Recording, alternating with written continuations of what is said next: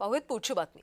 विना परवानगी बसवलेल्या शिवरायांचा पुतळा आता काढला जाणार आहे। अहिल्यानगर जिल्ह्यातल्या टाकळीभान गावामध्ये तणाव पाहायला मिळतो। शिवप्रेमींनी गाव बंद ठेवत प्रशासनाचा निषेध केला।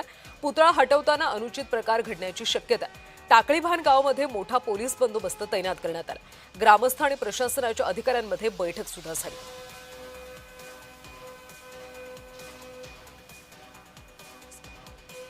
आणि या संदर्भात अधिकची माहिती घेऊयात आमचे प्रतिनिधी जयेश सावंत यांच्याकडून। जयेश, हा शिवरायांचा पुतळा नेमका कधी उभारण्यात आला होता आणि सध्या गावामध्ये कशी परिस्थिती पाहायला मिळते?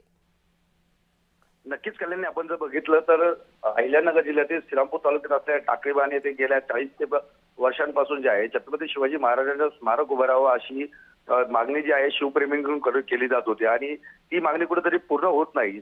म्हणून 5 मार्च रोजी जे आहे शिवजयंतीच्या पूर्वसंध्येला या ठिकाणी टाकळीभान येथील मुख्य चौकामध्ये या छत्रपती शिवाजी महाराज 20 फुटी जो आहे मोठा पुतळा जो आहे स्मारक जे आहे ते उभं करण्यात आलं।